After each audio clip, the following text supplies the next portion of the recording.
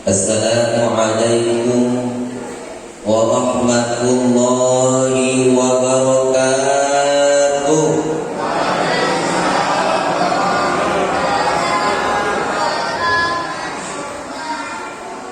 Nampaknya masih kurang semangat.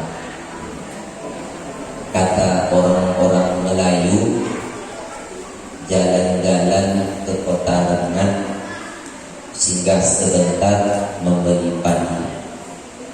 Nampaknya jawab salam saya kurang semangat. Terpaksa saya ulangi sekalian.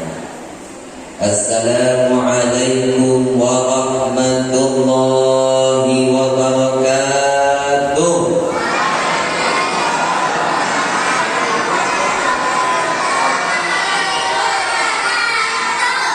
Saya doakan yang menjawab salam berangkat haji,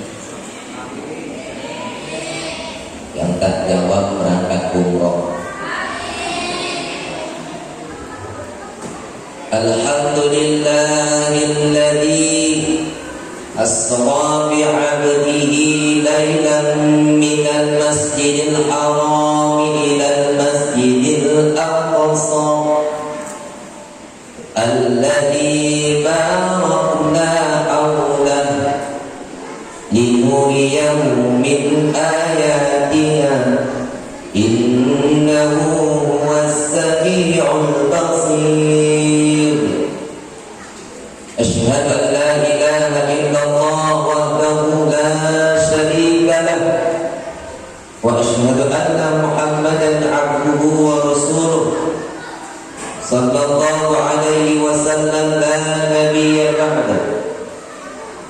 Subhanaka la ilma lana illa ma 'allamtana innaka antal alimul hakim. Rabbi shrah li sadri wa yassir li amri wahlul 'uqdatam min lisani yafqahu qawli.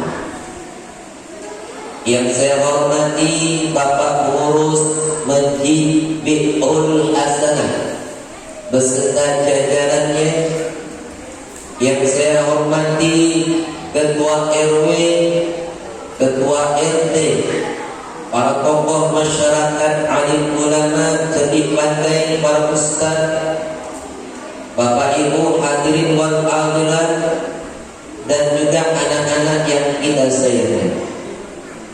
Mari kita bersyukur kehadirat Allah Subhanahu wa ta'ala. Bersyukur dengan alhamdulillahi rabbil alamin. Dengan izinnya, dengan limpahan rahmat dan kasih sayangnya, kita sama-sama bisa menghadiri majlis yang mulia di tempat yang mulia. Semoga kita senantiasa mendapatkan kemuliaan dari Allah Subhanahu wa ta'ala. Mari sama-sama kita puji Allah. Subhanallah walhamdulillah wa la ilaha illallah wallahu akbar wa la haula wa la quwwata illa billahil aliyyil azim. Subhanallah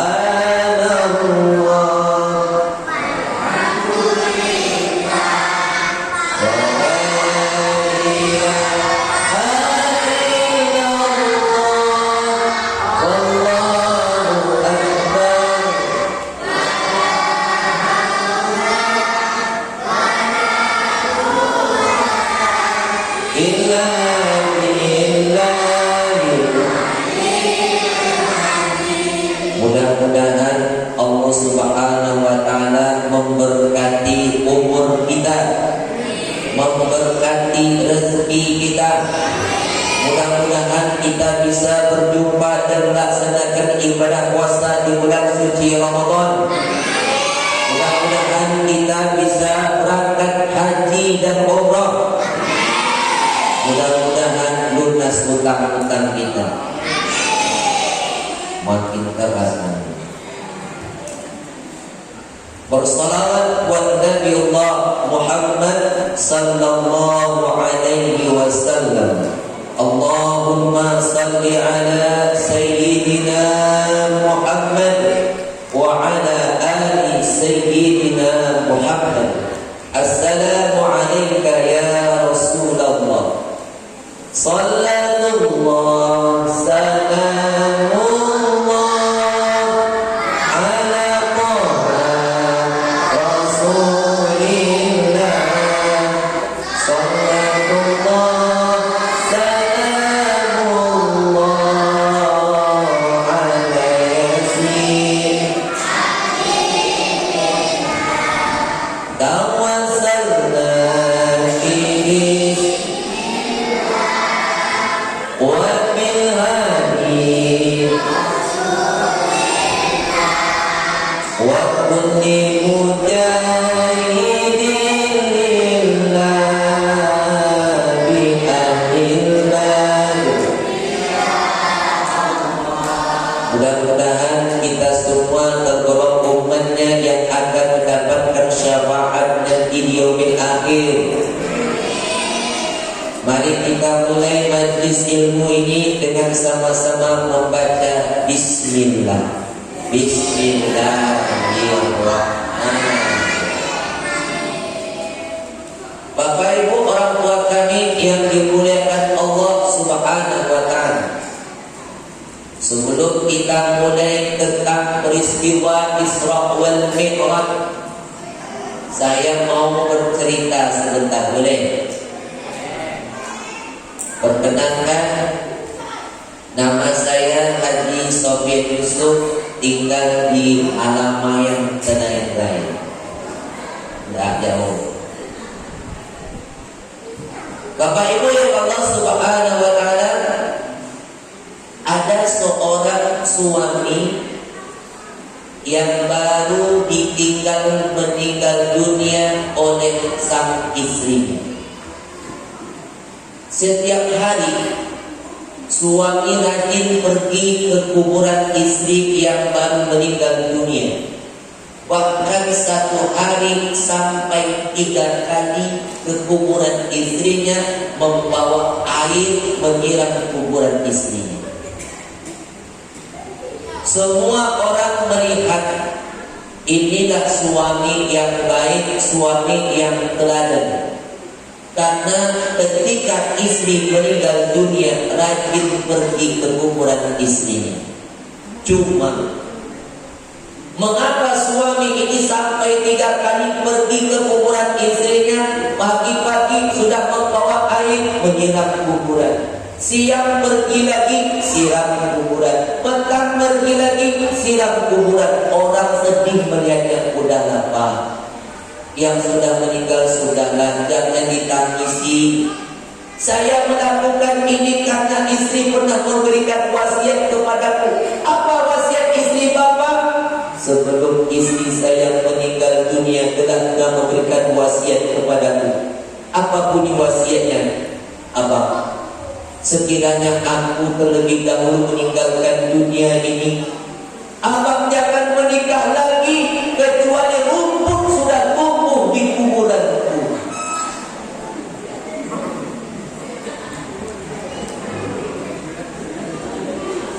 Jadi setiap hari Pak sampai 3 kali supaya cepat rumput tumbuh.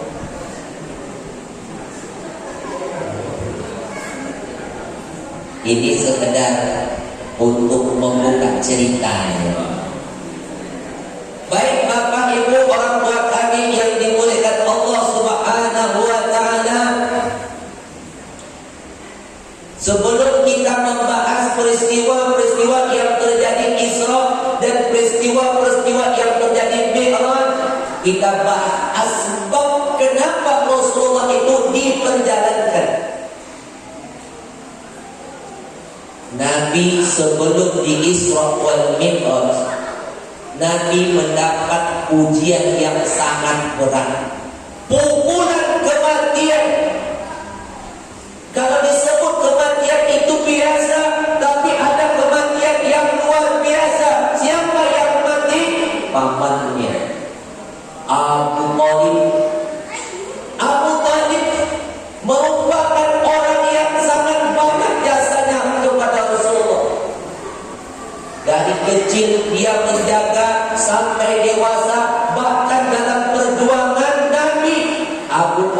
senantiasa berada di depan.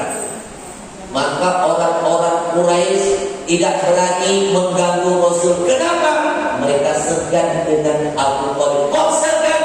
Abu Thalib itu bapaknya Abdul Muthalib, orang yang sangat berpengaruh memegang kunci Ka'bah. Maka mereka segan. Jadi kalau mereka tak senang dengan Muhammad, mereka ngomong kepada Abu Thalib, "Wahai Abu Thalib, engkau yang bisa menyampaikan pesan kepada keponakanmu itu. Mereka, keponakanmu itu telah memaki-maki Tuhan kita. Tolong engkau cegah dia, Abu Thalib." Tak berani. Tapi ketika Abu Thalib meninggal dunia, banyak di antara mereka yang senang karena Nabi tidak ada lagi pegangan. Yang menyebabkan Rasulullah betapa sedih adalah Abu Thalib mati dalam keadaan kafir. 2 bulan setelah meninggal Abu Thalib, Khadijah pun meninggal. Ini yang disebut sebagai donatur perjalanan dakwah Rasulullah. Bahkan Khadijah mengatakan, "Ya Rasulullah, seandainya hartaku tidak ada lagi untuk perjuangan Islam, seandainya engkau mau melewati jalan tapi tidak ada jambatan, aku siap membentangkan tubuhku ini untuk engkau lewati, ya Rasulullah." Maka ketika Khadijah meninggal dunia, dua-dua tempat bergantung Nabi patah. Maka orang Arab Quraisy semakin semena-mena. Ada yang berani meletakkan tanah di atas kepala Nabi. Coba bayangkan Bapak. Akhirnya dalam kesedihan itu Nabi tetap berdakwah, tapi tempatnya mereka tak mau menerima. Akhirnya Nabi pergi ke tempat namanya Taif. Taif ini jaraknya dari Mekah sekitar 60 mil. Karena di sanalah tempat-tempat pergunungan yang subur. Bukannya yang subur ya Bapak Ibu ya. Semua tomat, cabai, terong semuanya datang dari Taif, dingin. Sampai di Taif 10 hari Nabi di sana dakwah dari rumah ke rumah. Bukannya mereka menerima Nabi, bahkan mereka ada yang mengatakan kepada Nabi, "Ya mengapa engkau yang harus menjadi Nabi dan Rasul? Kenapa orang yang tidak sehebat Abu Lahab, Abu Jahal, Abu Sufyan yang berhak menjadi Rasul?" Pernah juga saya ya. Tak pernah saya tadi yang Rasul benar satu saja. Akhirnya mereka melempar Nabi dengan batu, dengan kotoran, dengan sampah sejauh 3 mil. Artinya mereka menolak dakwahnya Rasul. Nabi sedih. Ketika sedih itu datang malaikat Jibril. Apa kata malaikat? "Ya Muhammad, engkau tunjuk aja gunung-gunung yang ada di sini tadi. Akan kucabut gunung itu, akan kulemparkan kepada penduduk Taif yang telah melemparmu juga." Apa jawab Nabi? "Jangan Jibril, jangan." Kenapa?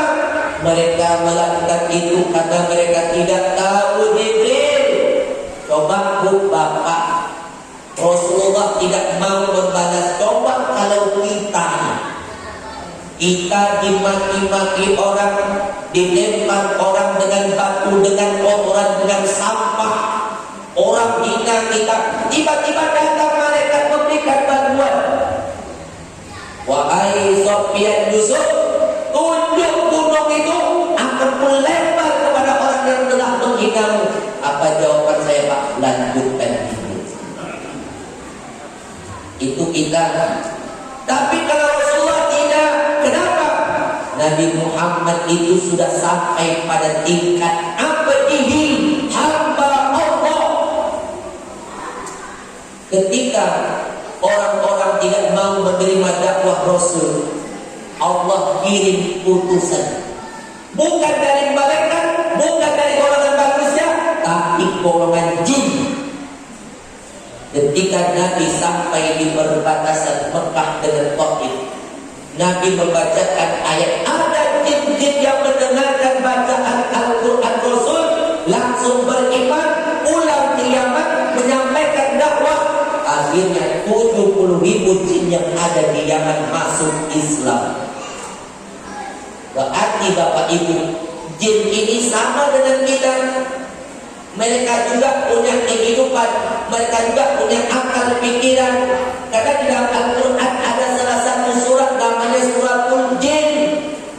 Wa ma khalaqtul jinna wal insan illa liya'budun. Tidak kuciptakan jin dan manusia kecuali untuk beribadah. Ketika Nabi pulang ke Mekah, waktu itu Nabi tidur di rumah Ummu Hanim. Malam itu juga Jibril turun menembus atap rumah Ummu Hanim, lalu membelah dadanya Rasulullah. Inilah Bapak Ibu pembelahan dada Nabi yang kedua kalinya. Pertama, sewaktu Nabi dalam asuhan Halimah Sa'diyah. Kedua, ketika peristiwa Isra wal Mi'raj, dada Nabi dibelah, dibersihkan hatinya, diisi iman, ilmu dan hikmah, baru Allah telah menyediakan kendaraan untuk pergi Isra wal Mi'raj. Jadi kalau kita dalam keadaan gelisah, dalam keadaan gundah, dalam keadaan banyak masalah, dalam keadaan stres, maka solusinya adalah pergi jalan-jalan. Itu solusinya. Nabi dibawa jalan oleh Allah Isra wal Mi'raj. Ketika di luar sudah disiapkan kendaraan Rasulullah. Apa kendaraannya? Buraq. Buraq itu lebih kecil daripada kuda, lebih besar daripada keledai. Inilah tunggangan para nabi-nabi yang Allah sediakan. Kalau malam hari buraq itu bercahaya, karena kecepatan buraq juga seperti kilat. Ya kadul barqu yaqta'u absarahum. Ya kadul barqu, hampir buraq kilat menyambar mata mereka. Buraq kecepatannya seperti kilat. Ketika Nabi sudah mulai melakukan perjalanan, ini yang disebut dengan Isra. Subhanalladzi asra bi'abdihi lailan minal masjidil haram ilal masjidil. Ini ketika Bapak Ibu, Rasulullah sebelum sampai ke Masjidil Aqsa Palestina, menurut riwayat Nabi berhenti di dua tempat. Sebelum sampai di Masjidil Aqsa, Nabi berhenti di dua tempat. Yang pertama, Baitul Lahmi, tempat lahirnya Isa bin Maryam. Yang satu lagi berhenti di Bukit Tursina. Inilah tempat-tempat diturunkan para utusan Nabi dan Rasul. Ada 4 kota yang Allah turunkan para utusan Nabi dan Rasul sesuai dengan ayat yang sering kita baca. Wat-tini waz-zaitun wat-turi sinin wa hadzal wat-tin, demi buah tin. Buah tin itu di mana? Di Irak. Siapa Nabi yang diutus di Irak? Nabi Nuh alaihi salam. Waz-zaitun, demi buah zaitun. Buah zaitun di mana? Di Syam. Salah satu negeri Syam itu Palestina. Siapa Nabi yang diutus salah satu di Palestina? Nabi Sulaiman. Wa turi sinin, dan Bukit Tursina di mana? Mesir. Siapa Nabi yang diutus di Mesir? Salah satunya Musa. Wa Dan ini negeri yang aman di mana? Mekah. Siapa Nabi yang diutus di kota Mekah? Nabi Muhammad sallallahu alaihi wasallam. Itu Bapak Ibu. 4 kota inilah tempat diturunkan para nabi dan rasul.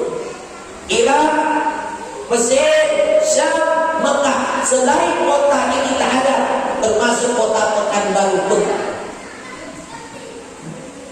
Setelah Nabi lalu sampai di Masjidil Aqsa Palestina, Nabi mengikat buruk di dinding masjid. Kenapa Nabi mengikat buruk di dinding masjid? Sekarang dinding itu Bapak Ibu menjadi dinding ratapan orang-orang Yahudi. Kalau mereka merasa diri mereka banyak dosa, maka mereka meratap di dinding itu, maka dosa mereka akan habis. Padahal dinding itu tempat diikatnya buruk. Mengapa Nabi mengikat buruk di dinding Masjidil Aqsa? Padahal itu kan kendaraan para Nabi, takkan mungkin lari. Inilah Nabi mengajarkan kepada kita bab tawakal. Apa itu tawakal? Tak cukup hanya dengan doa, tapi harus ada usaha. Hasilnya serahkan kepada Allah. Contoh, kita minta rezeki, ya Allah berikanlah aku rezeki ya Allah. Kalau tanpa usaha bagaimana? Dapat? Tidak. Ada yang minta, ya Allah berikan aku keturunan anak yang soleh dan solehah. Kalau tak kawin dapat? Tidak. Jadi harus ada ikhtiar. Tak cukup hanya dengan doa. Contoh kendaraan kita yang ada di luar, harus ada ikhtiar, kita kunci, ya tak? Baru doa. Kalau hilang, serahkan kepada Allah. Hukum tapi kan sudah ada ikhtiar. Jangan tetap-tetap hanya pasrah, taruh kunci di otak, ya senanglah balik. Tidak. Sedang yang berkunci aja bisa hilang, apalagi kunci memang taruh di situ. Maka dari itu Bapak Ibu, tawakal ini contohlah seperti burung. Kenapa tawakal ini contohnya pada burung? Bapak Ibu, burung kalau cari makan itu pagi-pagi sudah terbang, pergi dalam keadaan lapar, pulang dalam keadaan kenyang. Siapa yang telah mengenyangkan? Allah. Bapak Ibu, kalau burung pergi cari makan itu berombong-rombongan. Kalau salah satu burung dapat makanan, yang satu ekor itu akan berkicau memanggil kawan-kawannya, di sini ada makanan, yuk sama-sama dimakan. Itu sifat burung. Sedikit dibagi sama-sama. Bagaimana dengan kita manusia kalau dapat rezeki? Bagi-bagi. Bu, entah apa yang ditentang. Kalau burung dapat rezeki bagi-bagi dengan kawan-kawan walaupun sedikit, sama dirasa. Itu burung. Kalau kita Mansur dapat rezeki, tiba tak ada duit baru ngomong, tolong apa nanti seret ni tak ada duit ni. Itulah manusia, banyak bersifat keluh kesah. Contoh burung, kalau pergi dia tak bawa ATM. Coba kalau kita kemana-mana, banyak ATM kan? Mau berhenti ada ATM, memang ada lah, tapi bukan duit kita, duit orang. Bapak Ibu yang Allah Subhanahu wa Ta'ala, ketika Nabi Muhammad SAW sampai di Masjidil Aqsa, Nabi ditawarkan malaikat minuman, 1 khamar, 1 susu. Walaupun khamar itu belum diharamkan, Nabi memilih susu. Karena itu adalah fitrah manusia. Setelah Nabi peristiwa Mi'raj, naik. Kalau tadi Isra, perjalanan, yang kedua Mi'raj, naik ke langit. Suratnya An-Najm, langsung menuju ke langit pertama. Bapak Ibu, mengapa Nabi dan para malaikat menuju ke langit harus ke Palestina dulu? Kenapa tidak langsung dari Masjidil Haram tembak aja ke langit? Kenapa langsung ke Palestina? Rupanya pintu langit itu harus melewati Palestina. Naik ke langit pertama. Ketika Nabi sampai di langit pertama dengan malaikat Jibril, Jibril mengetuk pintu langit. Karena langit-langit itu Bapak Ibu ada malaikat penjaganya. Ketika malaikat ketuk pintu, ditanya penjaga, "Man? Siapa?" Dijawab malaikat, "Ana Jibril." "Man ma'aka, siapa yang bersamamu Jibril?"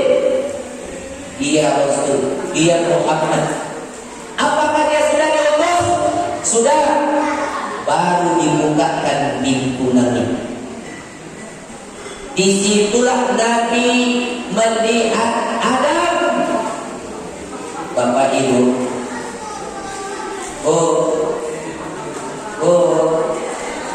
ini nampaknya semakin ramai nih. Kalau udah keluar seni ini ramai gini. Ketika Nabi Muhammad SAW berjumpa dengan Nabi Adam, malaikat Jibril mengatakan, "Ya Muhammad, salim ala abi," ucapkan salam kepada bapakmu. "Assalamu alayka ya Adam." Dijawab oleh Nabi Adam, "Wa alaikumussalam, marhaban bin Nabi saleh, marhaban wa bani saleh." Selamat datang Nabi yang saleh, selamat datang anakku yang saleh.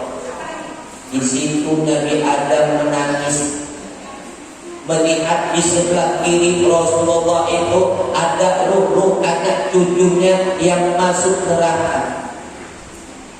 Dan ketika Nabi Adam melihat sebelah kanannya Rasulullah ada ruh-ruh anak cucunya yang masuk surga, artinya tidak semua anak cucunya masuk neraka dan tidak semua anak cucunya masuk surga. Dan Nabi Adam itu Bapak Ibu tingginya 60 hasta. Berapa meter? Satu hasta itu setengah meter. Di 60 hasta berapa meter? 30. Lebarnya 7 hasta berapa meter? 3,5. Oh, tinggi ya, tinggi. Kita mau pendek. Yang pendek jangan berkecil hati. Nanti masanya ada kita akan sama tinggi dengan Nabi Muhammad. Terus naik ke langit kedua, berjumpa dengan Nabi Isa bin Maryam dan berjumpa dengan Nabi Yahya bin Zakaria. Nabi juga mengucapkan salam.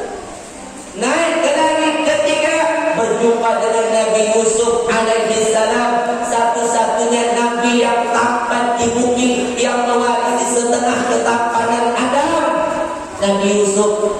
Jadi beruntunglah orang-orang yang ada namanya Yusuf. Dapat juga saya. Maka Rasulullah mengatakan, jangan mencela wajah, jangan pukul wajah. Kita ini kalau marah pukul wajah, jangan. Jangan mencela wajah, jangan menghina wajah, jangan.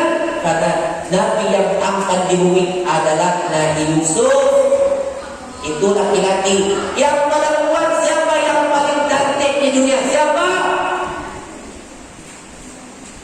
Sarah. Siapa Sarah itu? Istri Nabi Ibrahim.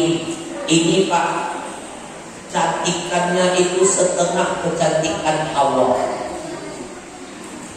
Naik ke langit berapa lagi? Keempat berjumpa dengan Nabi Idris, satu-satunya Nabi yang diwafatkan di langit. Kok bisa? Begini cerita. Tak apa-apa lah Bapak Ibu, saya suka dengan ceritanya lah. Tapi ceramah saya ini Bapak Ibu paling sedikit 1 jam. Paling sedikit. Ceritanya begini, Nabi Idris alaihi salam ini adalah keturunan ke-6 dari Nabi Adam. Adam punya anak namanya Sis. Sis punya anak namanya Anusi. Anusi punya anak namanya Kinan. Kinan punya anak Mahlail. Mahlail punya anak Yarik. Mahlail punya anak Yarik. Mahlail punya anak namanya Konuk. Konuk itu adalah Idris. Idris ini keturunan ke-6. Idris adalah Nabi yang pertama kali yang mengajarkan tulisan. Idris adalah yang pertama kali yang mengajarkan cara menjahit pakaian. Nabi Idris setiap kali memasukkan benang ke dalam jarumnya selalu mengucapkan tasbih Subhanallah. Inilah seorang Nabi yang jujur. Nabi yang jujur, Nabi yang menjahit pakaian tapi jujur. Banyak sekarang yang bukan jahit tapi tak jujur.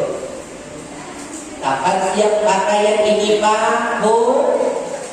Seminggu. Sampai seminggu belum juga jahit-jahit.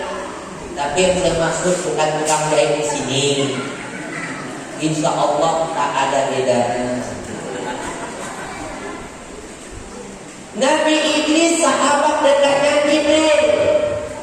Dan Nabi Idris, Bapak Ibu, dia selalu bercita-cita ingin berjumpa dengan malaikat maut. Ya Jibril, bawalah aku berjumpa dengan malaikat maut. Memang kenapa kau minta berjumpa dengan malaikat maut? Supaya nanti aku ingin mengetahui jadwal aku kapan, supaya dapat aku mempersiapkan bekal sebanyak-banyaknya. Itu Nabi Idris. Kalau kita ada pengen jumpa dengan malaikat maut, ngapa pula hilang? Mau tak mau jumpa juga. Tapi kalau bisa sebelum dicabut kan jumpa dulu. Ya enggak, kira-kira dapat sholat bocoran lah. Apa? Gimana? Kan begitu. Akhirnya Bapak Ibu, malaikat Jibril bawa Idris mau berjumpa dengan malaikat maut. Sampai di langit ke-4, Jibril pas bertemu dengan malaikat maut di lampu merah. Di situ kebetulan kata Jibril, malaikat maut, ngapain kamu di sini?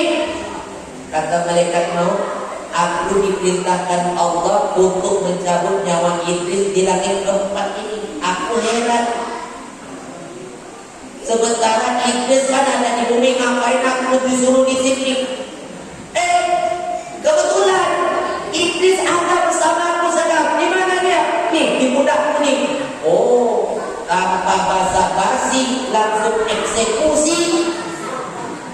Tak sempat nak bertanya Bapak Ibu. Itulah Nabi Idris. Terus naik ke langit ke-5, berjumpa dengan Nabi Harun. Nabi Harun ini abangnya Musa. Nabi Harun ini diminta oleh Musa untuk menjadi nabi kepada Allah. Ya Allah, jadikanlah Harun ini juga nabi. Kenapa? Harun ini bacaan lisannya fasih, jelas. Tapi kalau Musa pelan, cadel bahasa apa lagi Pak? Telo. Musa. Begini ceritanya. Ketika Musa masih bayi, diasuh oleh Asia. Siapa Asia? Imra'atu Fir'aun, istri Fir'aun. Asia menjaga Musa bayi. Walaupun Fir'aun ini kerja membunuh bayi-bayi, ada juga hati nurani menengok bayi itu agak senang. Nampak bayi Imam sekali Musa tarik dia buatnya menjatuh Fir'aun. Rupanya Pak, kekuatan Nabi Musa bayi sama dengan orang dewasa. Terpelanting Fir'aun, mengamuk Fir'aun. Inilah dia yang akan menghancurkan jabatanku. Diambil pedang mau ditebas. Datang Asia, ngapain kau mau bunuh bayi ini yang tak berdosa? Asia, kau tak tahu lagi. Aku ditungkit panik oleh si bayi ini. Mana mungkin bayi mau bisa seperti itu? Engkau tak nampak Asia. Mengamuk Fir'aun. Kalau kita percaya, ambil roti, ambil bara api. Pilih, kalau seandainya dia ambil roti, aku tebas ini bayi. Kalau dimakannya bara api, selamat dia. Maka Jibril itulah yang mengarahkan Musa makan bara api. Itulah yang menyebabkan lidahnya merah. Maka Musa kalau berjumpa dengan Fir'aun selalu baca doa dulu. Apa doanya? Rabbi shrah li sadri wa yassir li amri wahlul. Ini penting bagi MC, bagi kata sambutan, bagi tukang ceramah, harus baca doa ini supaya materi yang disampaikan itu jelas. Bagi yang mendengarkan pun juga jelas. Tapi bagi orang yang tak menguasai materi, terlupa baca doa, grogi di depan orang ramai, demam panggung, hilang paham, hilang konsentrasi, tak tahu lagi apa yang mau disebut. Mabatu. Naik langit ke-6, berjumpa dengan Nabi Musa. Di situ Musa cemburu. Apa kata Musa? Ya Muhammad, umatku banyak, kuat-kuat, tapi sedikit yang beriman. Sementara umatku kecil-kecil, tapi banyak yang beriman dan banyak yang masuk surga. Dan pertama kali umatku masuk surga. Cemburu Musa. Naik langit ke-7, berjumpa dengan Ibrahim. Nabi Muhammad SAW wajahnya mirip dengan Ibrahim. Kenapa mirip? Atuknya. Ibrahim punya anak Ismail, Ismail punya anak sampai Rasulullah Muhammad mirip. Dan Ibrahim bersandar di dinding Baitul Ma'mur, ibadahnya para malaikat. Kenapa di situ dia bersanding? Karena Ibrahim yang membangun renovasi Ka'bah bersama anaknya Ismail. Wa idh yarfa'u Ibrahimul qawa'ida minal baiti wa Ismail. Dan ingatlah ketika Ibrahim meninggikan dasar bangunan Ka'bah bersama anaknya Ismail. Bapak Ibu, Ibrahim inilah yang pertama kali nanti di padang mahsyar dia mendapatkan pakaian dari Allah. Semua kita dibangkitkan di padang mahsyar dalam keadaan tidak berbusana, dalam keadaan tidak memakai sandal, dalam keadaan tidak berdekatan. Tapi kok bisa Ibrahim mendapatkan pakaian? Ceritanya begini. Ketika Ibrahim menghancurkan berhala-berhala yang dipuja-puja kaumnya Namrud, maka Ibrahimlah tertuduh yang menghancurkan. Maka hukumannya adalah bakar. Namrud itu memang kejam membunuh, tapi kalau bakar ini azab yang menyakitkan kata Namrud. Tapi sebelum dimasukkan dalam api, buka pakaiannya biar dia merasakan panasnya api. disitulah Allah ganti ayatnya di padang mahsyar. Naik lagi ke Sidratil Muntaha. Sidrah itu pohon bidara, tak sama dengan pohon bidara yang di bumi. Apa kata Nabi? Aku tidak bisa membayangkan dan menggambarkan indahnya pohon bidara itu. Pohonnya emas, daun-daunnya emas, berbata bintang berlian. Indahnya tak bisa kubayangkan. Muntaha, tempat terbatasnya ilmu manusia, ilmu malaikat, ilmu jin, sampai di situ saja. Akhirnya Nabi sendiri yang berjumpa kepada Allah. Malaikat tak bisa. Disitulah perintah solat diturunkan. Tiga Nabi yang bisa diajak bicara oleh Allah secara langsung: Nabi Adam, Nabi Musa, dan Rasulullah Muhammad SAW. Semua wahyu, perintah puasa, malaikat perantara. Perintah haji, malaikat perantara. Tapi kalau sholat tanpa perantara, Allah sendiri yang menurunkan perintah. Dan akhir surat Al-Baqarah, lillahi ma fis samawati wa ma fil ardh. Yang ketiga adalah siapa yang tidak menyekutukan Allah, maka dijamin masuk surga.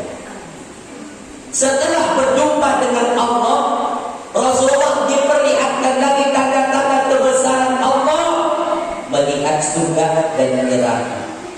Ketika di surga, Nabi mencium bau surga yang wangi. Ditanya Nabi kepada Jibril, "Ya Jibril, apa ini Jibril?" Apa kata Jibril? Itulah wanginya kuburan Masyitoh. Siapa Masyitoh itu? Tukang sisir rambutnya anak Fir'aun. Ketika sisirnya jatuh, Masyitoh mengambil dengan Bismillahirrahmanirrahim. Ditanya anak Fir'aun, "Ya Masyitoh, siapa Allah itu? Apakah dia bapakmu Fir'aun?" Bukan. Allah itu Tuhanku, Tuhanmu, dan Tuhan bapakmu. Dilaporkan kepada Fir'aun. Marah Fir'aun, dipanggil, "Masyitoh, apakah betul engkau mengatakan ada Tuhan selain aku?" Iya. "Apakah engkau tahu dan apa resikonya?" Tahu. "Engkau siap dibunuh?" Siap. Dipanaskan minyak, lalu dimasukkan Masyitoh ke dalam minyak. Gosoknya badan Masyitoh karena digoreng, dibalas bau harumnya surga Allah. Terus Nabi mendengar bunyi telapak kakinya Bilal.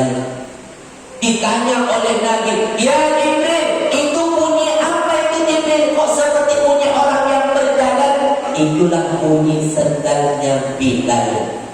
Penasaran Nabi ketika turun, dipanggil, "Bilal, aku mendengar bunyi telapak sendal kakimu di surga. Apa yang kau lakukan Bilal?" "Wallahi ya Rasulullah, aku tidak melakukan apapun kecuali aku selalu berwudu dan sholat 2 rakaat. Batal, wudu lagi, sholat 2 rakaat. Batal, wudu lagi, sholat 2 rakaat. Sholat sunat wudu." Coba bayangkan Bapak Ibu, sendal Bilal mungkin lebih mahal sendal kita daripada sendal Bilal. Tapi sendal Bilal sudah sampai di surga. Andaikan sendalnya sudah sampai di surga, orangnya akan juga sampai di surga. Tapi kok bisa berbunyi? Sendal kita mahal tapi tak bisa berbunyi. Mungkin sendal seperti yang ada tempat sholat wudu kan? Ada sendal yang kadang yang berbunyi lepas dari kayu, lepas lepu. Apa namanya? Tergelek kan? Berbunyi kan? Tapi murah sampai ke surga. Coba bayangkan. Sendal kita bukan main mahal, mungkin lebih mahal daripada peci, lebih mahal daripada mukena. Coba, apakah sendal kita juga akan sampai ke surga? Wallahu a'lam. Bawa sendal mahal ke masjid, rupanya sampai di masjid sendal hilang. Oh, mengamuk-ngamuk. Siapa yang maling ya? Saya mahal-mahal beli sendal. Harusnya Bapak Ibu bersyukur. Kenapa Ustaz kan hilang? Kok bisa saja sendal yang bapak bawa itu hilang, nanti akan sampai di surga. Kok bisa? Beruntung sendal bapak yang mahal sudah sampai ke masjid. Yang menjadi pertanyaan, kenapa sendal yang mahal di rumah tak pernah sampai ke masjid?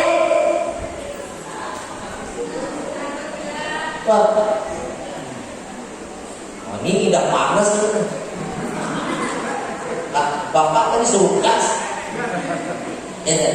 Coba bayangkan, jangan-jangan sendal yang mahal di rumah, sendal tak pernah sampai ke masjid. Orang yang tak sampai ke masjid itu yang akan mengantar ke neraka. Maka dari itu pikirkan, maka dari itu Bapak Ibu orang tua kami yang dimuliakan Allah Subhanahu Wa Taala. Nabi lewat lagi neraka. Ada orang yang mencakar-cakar wajahnya dengan kukunya. Ditanya oleh Nabi, ya Jibril, itu apa Jibril? Itulah orang yang suka menggibah, menggunjing, menggosip, mengadu domba, memfitnah.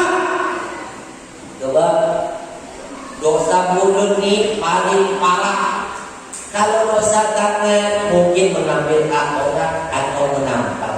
Dosa kaki mungkin melangkah di tempat yang tak diridhoi, mungkin menyimpang. Dosa telinga mungkin mendengar berita yang tidak baik. Dosa mata melihat yang tidak diridhoi. Tapi kalau mulut, gara-gara mulut hancur negara.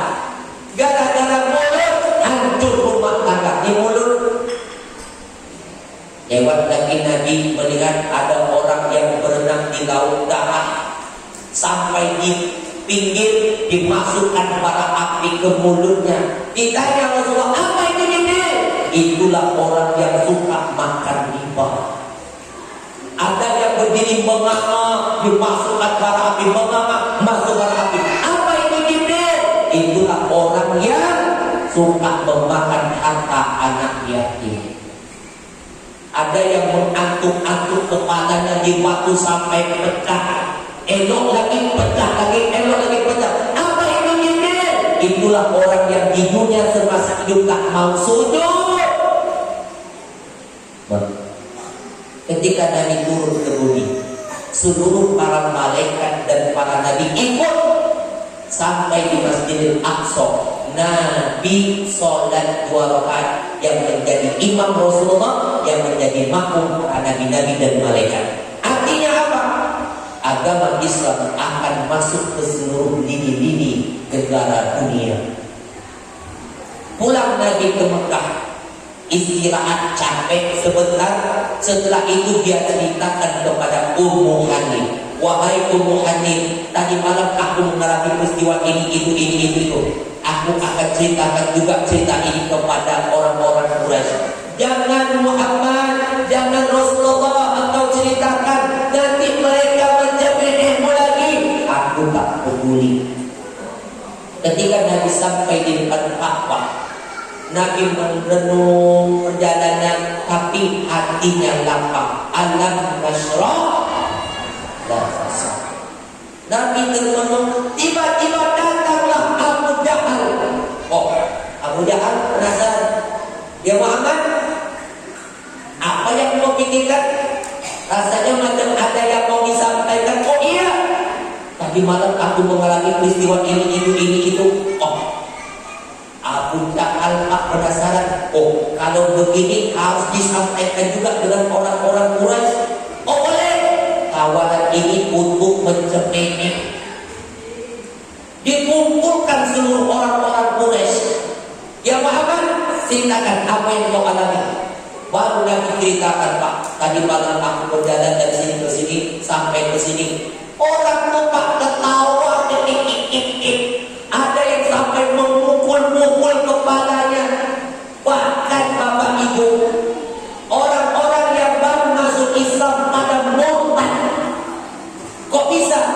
Apa kata mereka? Muhammad, perjalanan ke Palestina itu perjalanan 1 bulan naik onta.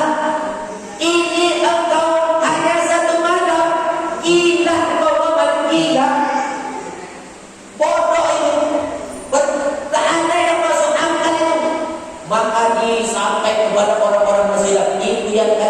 ikut.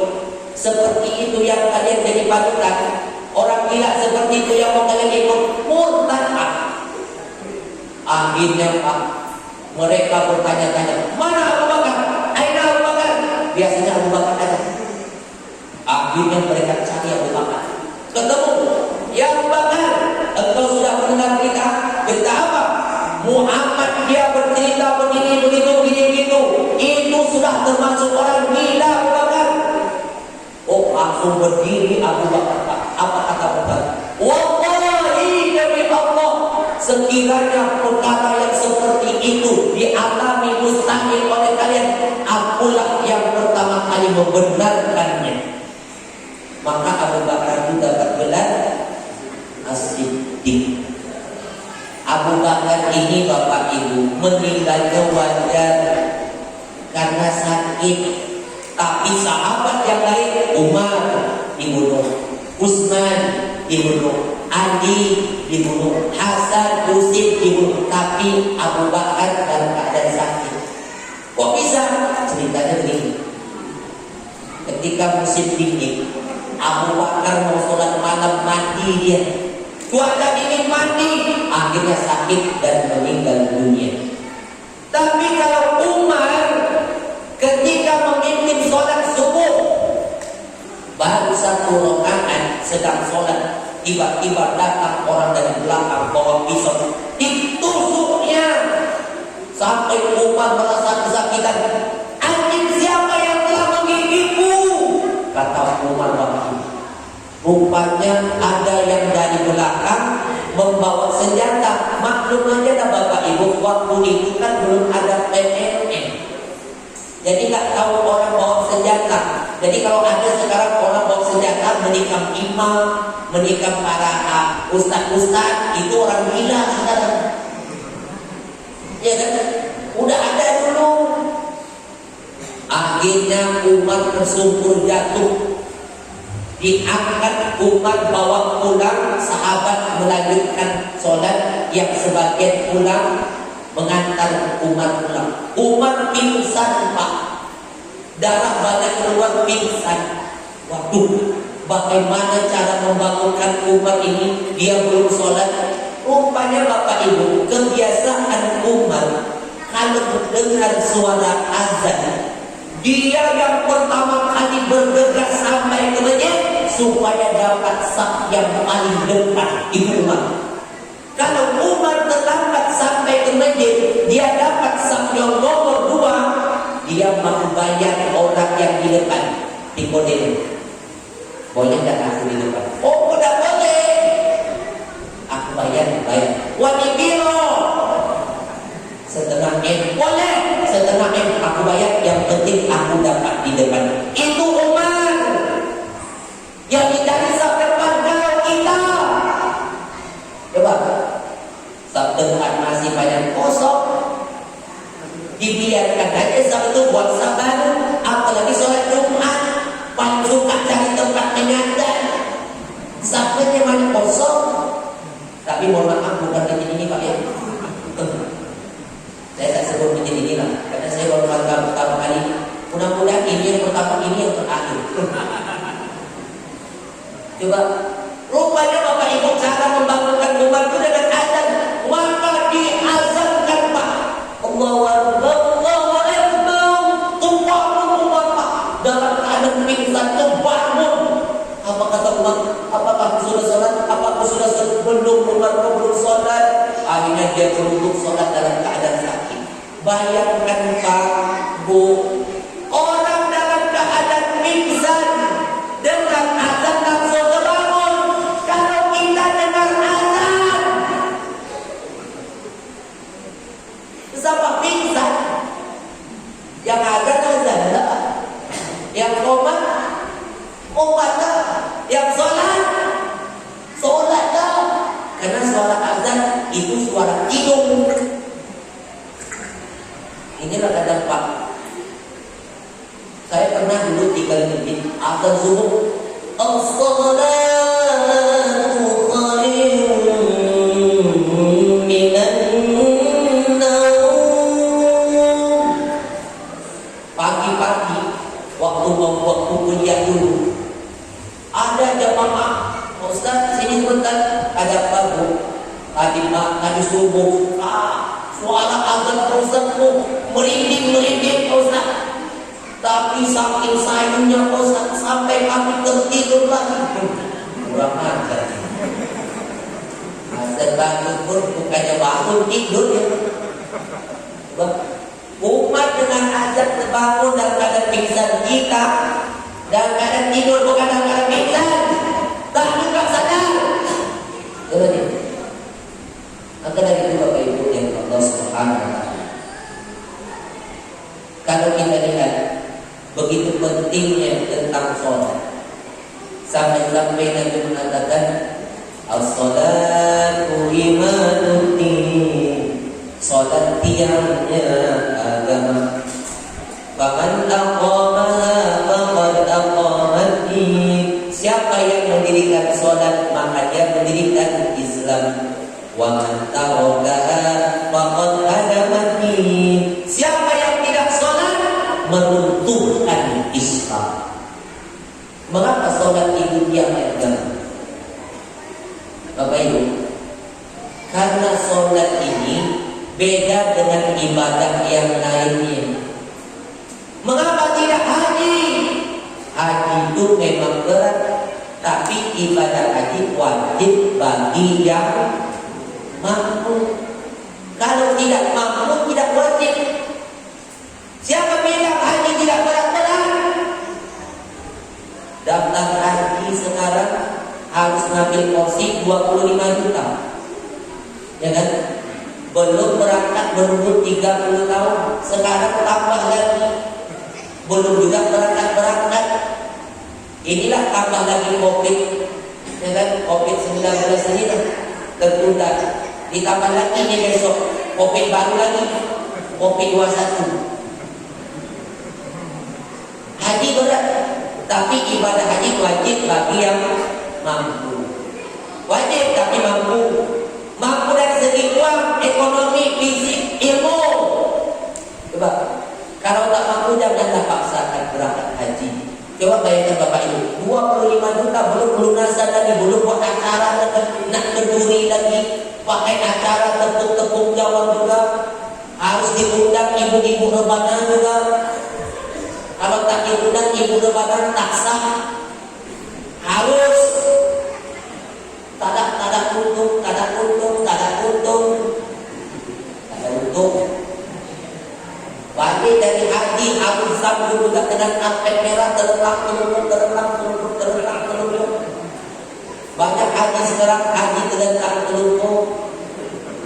3 bulan balik dari haji rajin ke masjid. Setelah itu nikah, itulah haji terlelang. Tapi bukan sini, pakai tempat kami di sini tak ada. Haji berat, tapi wajib bagi yang puasa.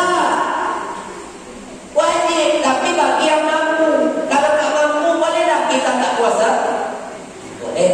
Wa man kana au ala safar fa iddatum min ayyamin ukhra.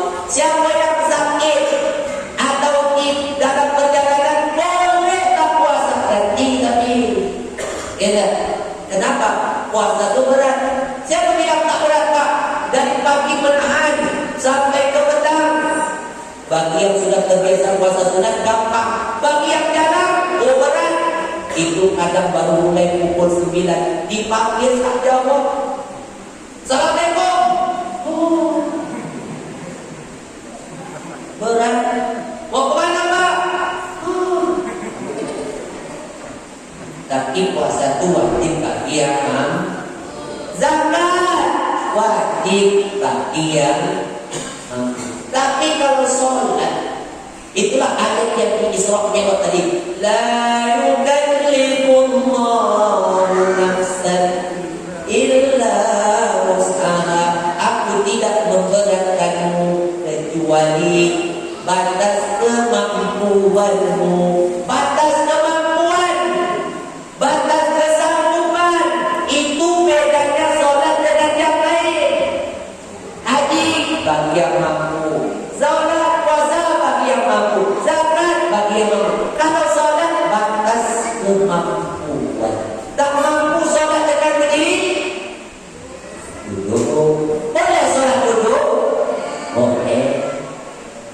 Tak mampu duduk, balik tidur pula. Tidur tak sholat itu balik. Tak mampu dengan badan, dengan saraf, tangan, mata, mulut, lidah. Hati pun tak sambung, dibungkus lagi. Tidak. Solat ibadah tapi batas kemampuan. Ustaz, saya tak mampu baca ini wajah tu, tinggalkan. Karena itu tak wajib. Itu hanya sunat yang wajib, Al-Fatihah. Kadang-kadang tak hafal ini wajah tu, dipaksakan baca inna sholati wa nusuki wa kawasaki wa suzuki. Ampun. Itulah sholat yang wajib Al-Fatihah. Baca baik-baik. Alhamdulillahi Rabbil Alamin Ar-Rahmanir Rahim Maliki Yawmiddin Iyyaka na'budu wa iyyaka nasta'in. Ustaz, saya tak banyak hafal ayat panjang-panjang. Saya hanya hafal ayat satu, Ustaz. Apa dia? Inna a'tayna. Engkau mainkan inna a'tayna sampai mati pun Natal. Boleh tak? Boleh tak, Pak? Subuh inna a'tayna, maghrib inna a'tayna, asar inna a'tayna. Boleh atau tidak? Boleh. 8 tahun pun tak jadi masalah. 8 tahun inna a'tayna tak berubah, malaikat pun dah faham. Baru mulai solat, Allahu Akbar. Ingat ayat ini.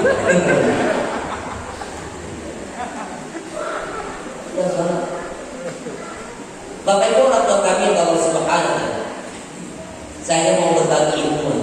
Kalau mau diambil silakan, kalau tidak masalah. Di dalam sholat ada berapa rukun sholat? 13, betul. Tapi banyak orang yang tidak mengerti 3 rukun. Pertama, qauli. Yang kedua, fi'li. Yang ketiga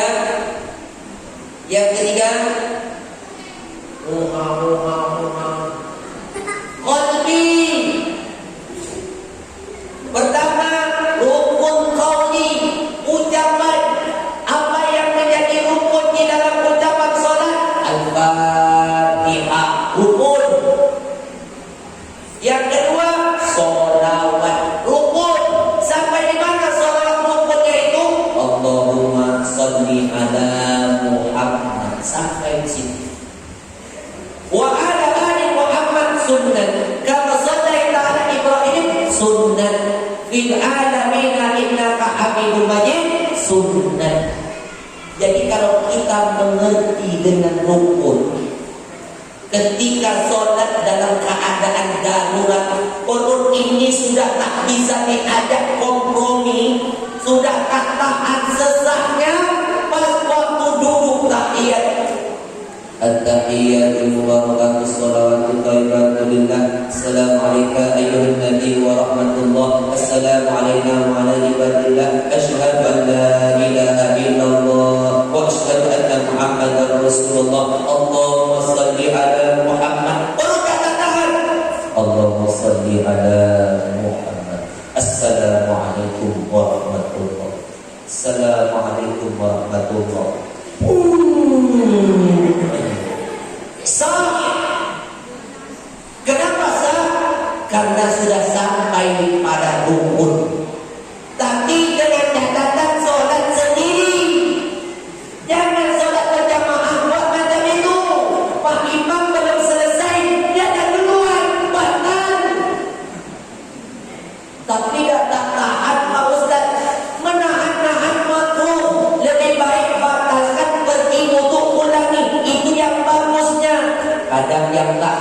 ini dipaksakan sampai selesai. Ini tak bisa dikompromi lagi, dipaksakan juga. Ia gelisah tak? Dia betul-betul selesai. Turun Al-Fatihah, pokok baca Al-Fatihah dengan baik, dengan benar, karena Allah sami, Allah Maha mendengar. Setiap yang kita baca dijawab. Ingat Pak, Bu, Al-Fatihah wajib tasydid. Di dalam Al-Fatihah ada 14. Kalau salah satunya tidak ada, batal. Bismillahirrahmanirrahim. Alhamdulillahi Rabbil Alamin. Dijawab oleh Allah, hambaku memujimu. Ar-Rahmanir-Rahim, hambaku menyanjungku. Maliki yaumiddin, hambaku memuliakan aku. Iyyaka na'budu wa iyyaka nasta'in. Na'budu untukku, nasta'in untukku. Apa yang kau minta, aku beri. Berapa banyak orang yang minta ketika berdiri sholat? Zakaria ketika berdiri minta diberikan anak, dan dijawab malaikat Jibril, istrimu akan melahirkan anak Yahya. Waktu berdiri, maka kalau kita membaca ayat, rasakan Allah Maha mendengar dan menjawab. Contoh, kalau kita ketemu Pak RW, Pak RW, tolong bantu kami, KTP kami hilang, kakak ada, cuma tak tahu cara mengurusnya, bantu kami. Pak RW kasih solusi. Tapi kalau ketemu Pak RW, Pak RW KTP kami hilang, kakak ada, tapi kami tak tahu cara mengurusnya. Bagaimana Pak RW? Prosedurnya bagaimana? Kesini Pak RW.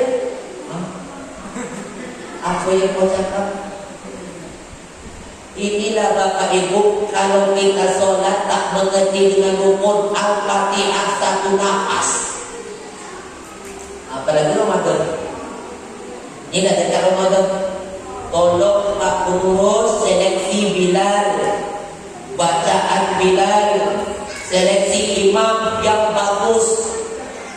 Kalau Bilal dengan imam bagus bacaan, jamaah semangat. Ini yang mengerti rukun. Allahumma salli ala sayyidina Muhammad. Jamaah semangat. As-salatu sunnatan tarawih rahimakumullah. Jamaah semangat. Imam pun sedang Allahu Akbar. Alhamdulillahi Rabbil Alamin. Ar-Rahmanir-Rahim.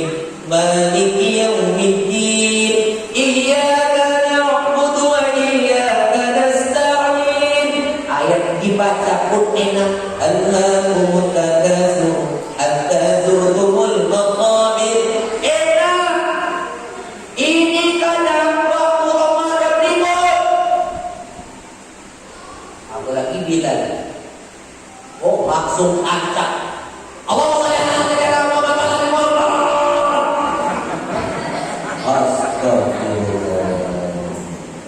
tiap tahun macam itu.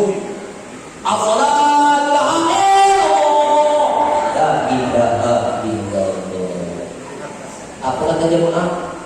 Itu film andal kami itu Pak Ustaz. Susah untuk memecahnya itu. Saya pikir ini bilang agak sedikit kilo. Sudah bilangnya agak-agak kilo, datang pun Pak Imam pun ikut-ikut kilo. Imam sholat kilo. Allahu Akbar.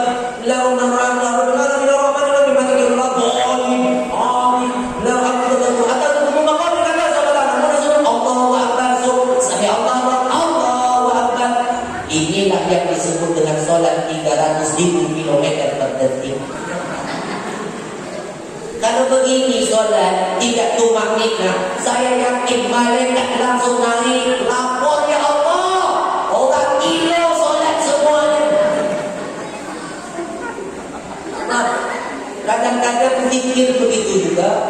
Ilai Rabbana subhanallah, subhanallah, subhanallah, subhanallah. Kan jelas, ini kadang subhanallah. Alhamdulillah, alhamdulillah, alhamdulillah, alhamdulillah, alhamdulillah, alhamdulillah. Allahu Akbar, Allahu Akbar, Allahu Akbar.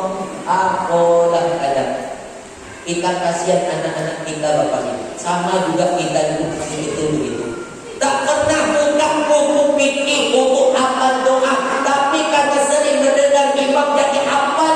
Contoh kalau dibaca dengan baik. Allahumma inna nas'aluka salamatan fid din wa afiyatan fil jasad wa ziyadatan fil ilm wa barakatan fil rizq wa taubatan qabla al-maut. Akan jadi hafal. Tapi kalau Pak Imam tak mengerti rukun,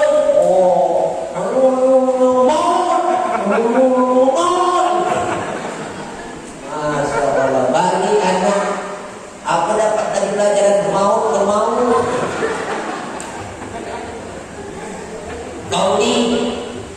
Yang kedua, fi'li, perbuatan.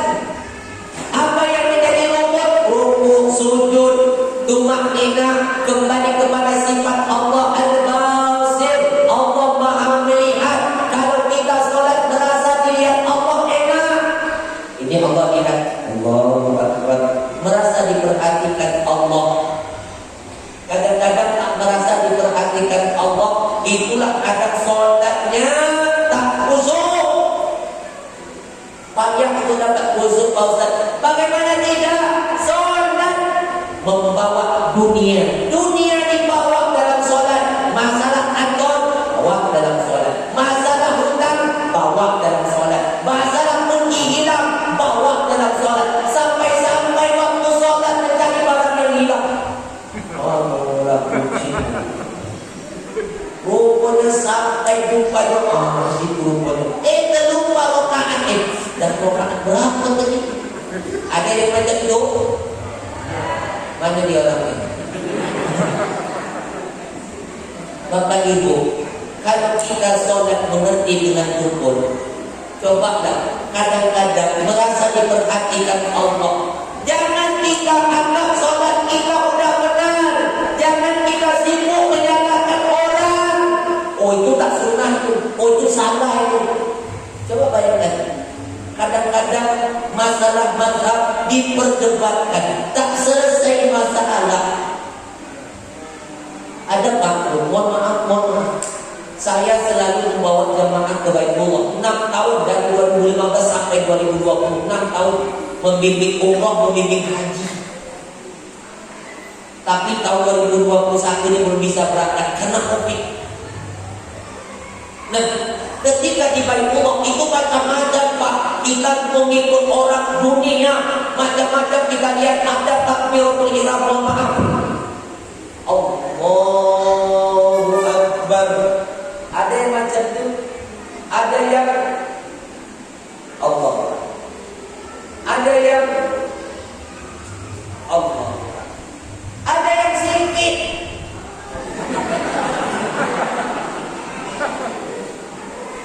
Itu ada dalil. Yang tak ada Allah, itu tak ada. Ada yang meletakkan tangan hanya menempelkan di dada. Allah. Ada yang Allah. Ada yang Allah. Ada dalil yang tak ada Allah Akbar di sini. Ada yang meletakkan tangan macam-macam. Mohon maaf, izin Bapak Ibu, saya bukan mengajarkan, tapi saya menyampaikan. Kalau mazhab Hanafi, kalau meletakkan tangan di bawah pusat, Allahu Akbar. Ini Hanafi. Kadang-kadang orang gemuk macam itu banyak. Wah. Hanafi. Kalau Maliki sejajar dengan pusat, Allahu Akbar. Maliki ada juga lepas, Allahu Akbar. Lepas Maliki. Kalau di tempat kita jarang saya jumpa, tapi kalau di tempat Bapak Ibu mungkin sudah pernah jumpa. Allahu Akbar lepas. Allahu Akbar begitu. Itu Maliki. Syafi'i di atas pusat, di bawah dada. Allahu Akbar. Syafi'i ke samping. Syafi'i hambali di atas dada. Allahu Akbar. Hambali. Jadi berdasarkan 4 mazhab ada 6 cara. 1 Hanafi, 2 Maliki, Syafi'i, Hambali, Maliki. 6. 1, 2, 3, 4, 5, 6. Itu berdasarkan mazhab. Tapi jangan pula ini nanti dipraktekkan. Subuh, zuhur, maghrib, isya. Dah berubah. Kami tadi malam Isra Mi'raj itu Maliki bro. Ada juga Pak yang sibuk kayak Pak Ustaz, ya. Tadi sholat di samping saya Pak Ustaz, itu jari telunjuknya pokoknya terbuka waktu tak berhenti. La ilaha illallah. Pak, janganlah itu dipermasalahkan. Tapi ada tak dalil? Ada. Kalian ibu jari ketemu dengan jari tengah membentuk lingkaran, atau begini, tapi tetap lingkaran, ya. Kalau Syafi'i, dia akan naik tak turun lagi. Asyhadu an la ilaha illallah sampai fil alamina innaka hamidum majid, sampai selesai. Syafi'i tak turun. Bisa.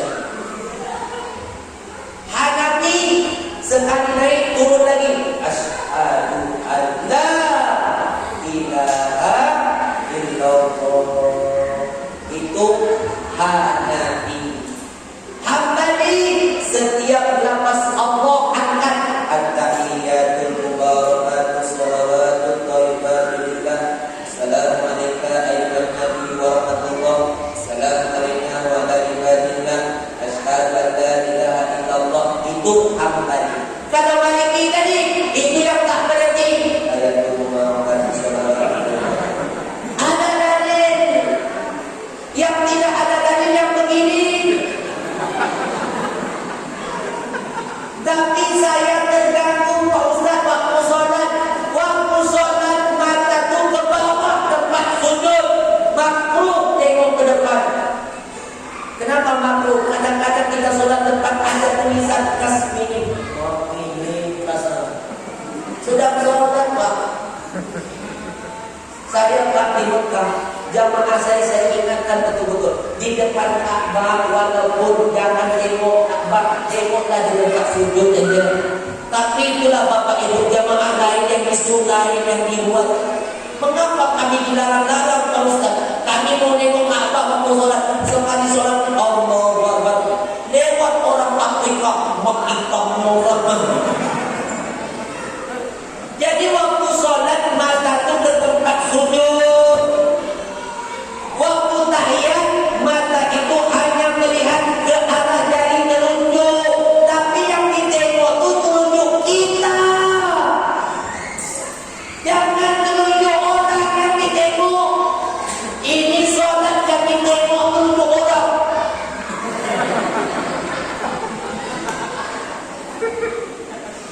Ustaz kalau sholat tengok siapa? Tunjuk saya lah. Kecuali di sebelah ada batu cincin.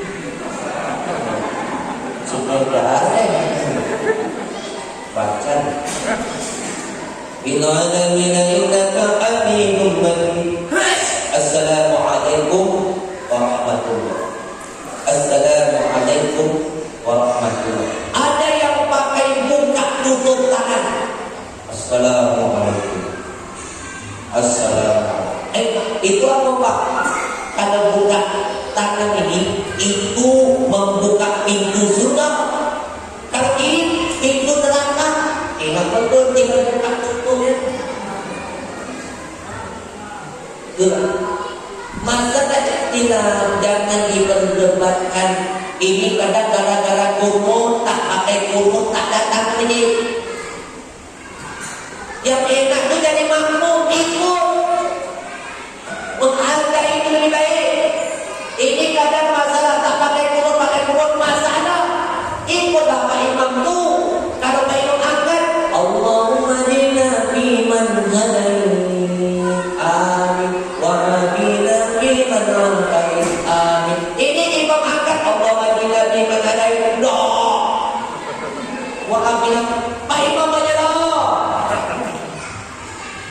tak masalah.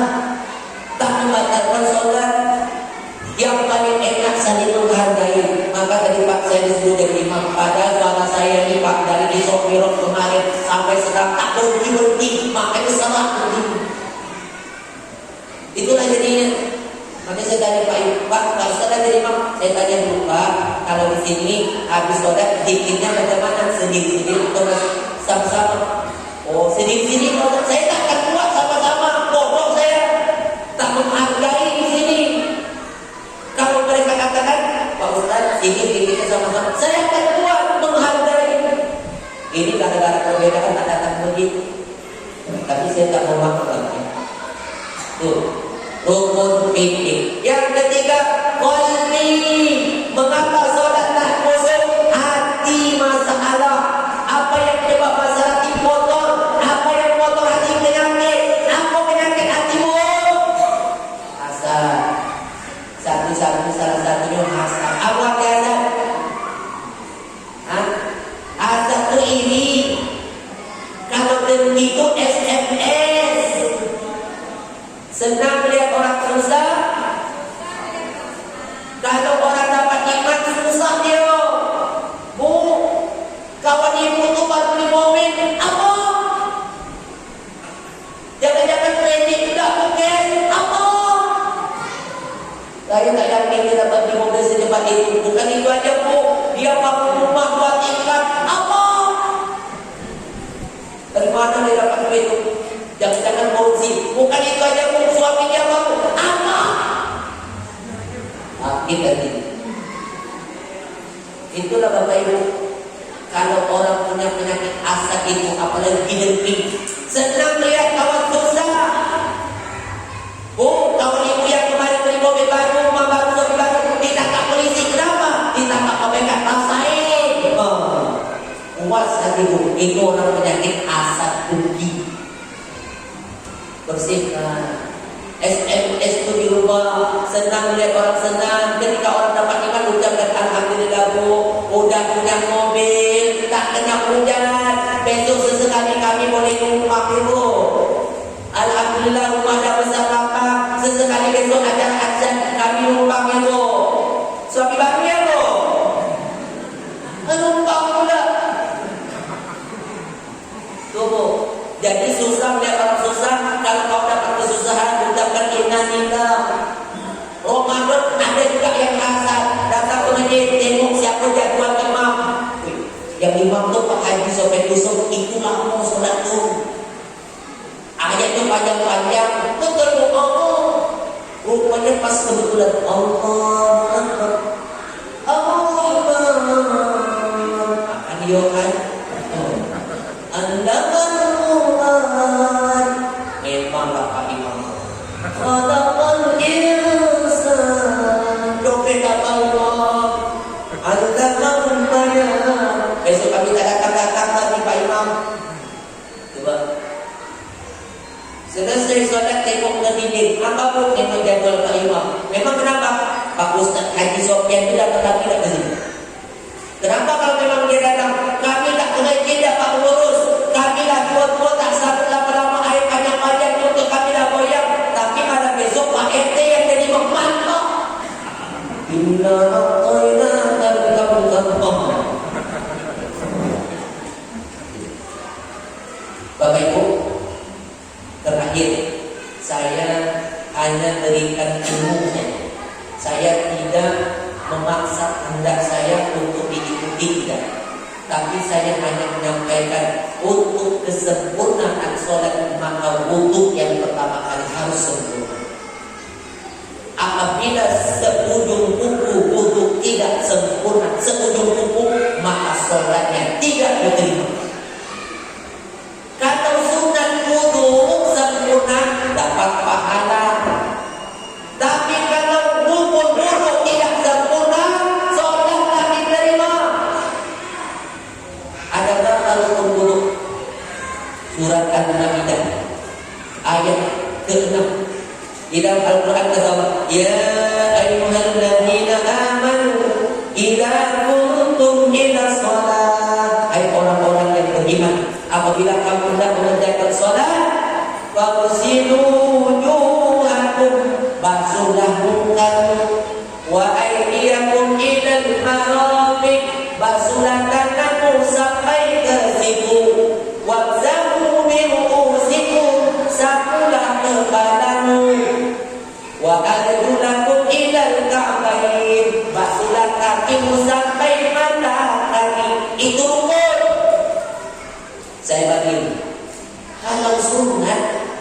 pertama niat. Nawaitu wudu'an li raf'il hadasil asghari fardhan lillahi ta'ala. Baca bismillah. Bismillahirrahmanirrahim. Kalau air mengalir, apa? Basuhkan tangan. Kalau pakai gayung, jangan dicelupkan, ambil ujungnya. Tuh. Nah, sunnah wudu setelah baca niat, baca bismillah, cuci tangan, kumur-kumur. Kalau tampung, kumur buang, masukkan air sisa itu ke hidung, bersihkan, buang.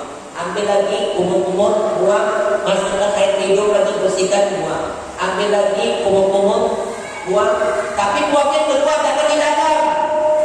Buang pula situ, diuburkan lagi, masuk ke hidung kan. Setelah dibersihkan, baru kita mulai pada rukun. Apa rukun?